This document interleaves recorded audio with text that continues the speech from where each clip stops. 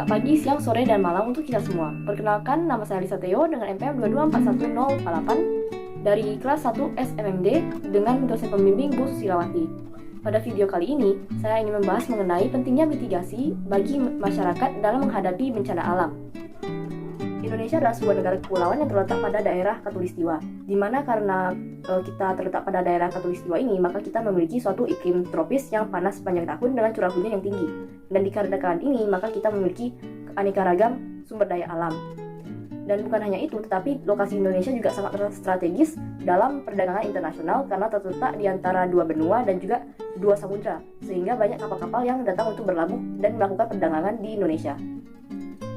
Selain dari keuntungan, ada juga beberapa kerugian yang diakibatkan oleh posisi letak Indonesia.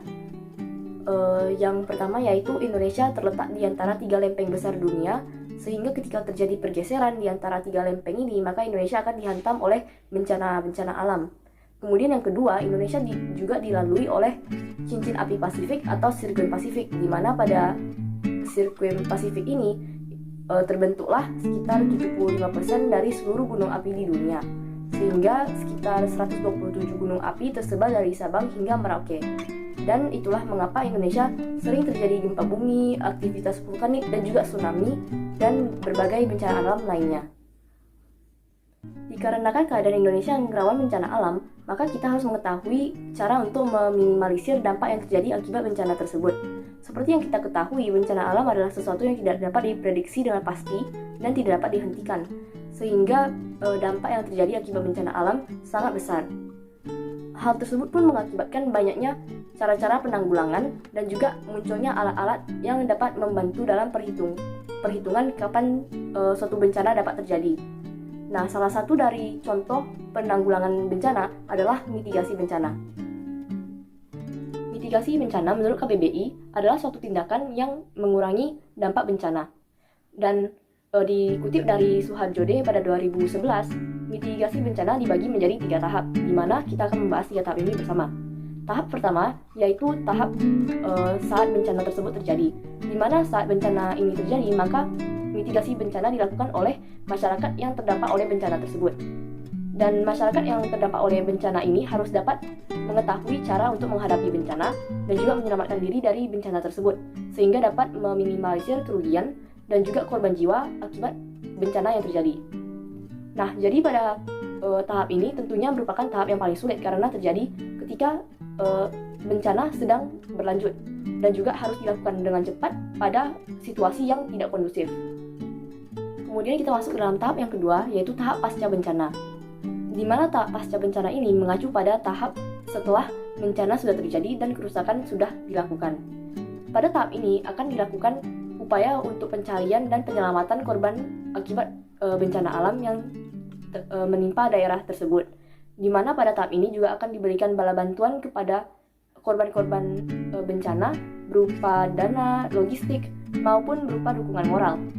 Dan pada tahap ini juga akan dilakukan assessment pada daerah sehingga dapat dilakukan perbaikan ataupun pembangunan agar kedepannya ketika terjadi bencana, dampak yang terjadi atau kerugian yang terjadi dapat ditekan sehingga tidak separah yang pada saat tersebut. Kemudian tahap ketiga yaitu tahap pra-bencana atau tahap sebelum bencana terjadi atau akan terjadi bencana, di mana pada tahap ini mitigasi sangat mementingkan partisipasi masyarakat. Beberapa contoh mitigasi pada tahap ini yaitu seperti penyuluhan, sosialisasi, atau pemberian edukasi kepada masyarakat mengenai jenis-jenis bencana alam dan apa yang harus dilakukan pada kondisi-kondisi tersebut. Ada juga cara lain mitigasi pada tahap ini yaitu pembangunan infrastruktur yang tahan akan bencana alam. Contohnya yaitu bangunan yang tahan gempa ataupun pembangunan rumah-rumah yang menggunakan material berat sehingga ketika daerah tersebut rawan akan angin topan, kerugian dapat diminimalisir. Ataupun juga dapat dilakukan dengan penanaman pohon-pohon pada daerah yang rawan longsor. Setelah mengetahui tahap-tahap dari mitigasi bencana, kita dapat melihat mengapa mitigasi bencana penting untuk diterapkan dalam masyarakat. Hal ini dikarenakan dengan adanya mitigasi bencana, walaupun keadaan masih belum terkena bencana, tapi masyarakat dapat mengetahui cara untuk menanggapi dan apa yang harus dilakukan ketika bencana tersebut terjadi. Dan tentunya ini juga akan sangat bermanfaat bagi masyarakat juga orang-orang di sekitar mereka. bukan hanya bagi masyarakat tetapi untuk daerah tersebut juga akan sangat membantu karena dapat menekan kerugian atau meminimalisir dampak yang terjadi pada daerah tersebut. Nah, Indonesia sebagai daerah yang rawan bencana dengan jumlah penduduk yang banyak, tentunya sangat memerlukan mitigasi bencana ini. Sekian untuk video ini mengenai pentingnya mitigasi bagi masyarakat dalam menghadapi bencana alam. Semoga video ini dapat bermanfaat bagi kita semua, dan jika terdapat suatu kesalahan dalam video atau sesuatu yang tidak mengenakan, mohon dimaafkan. Akhir kata, saya ucapkan terima kasih sebanyak-banyaknya.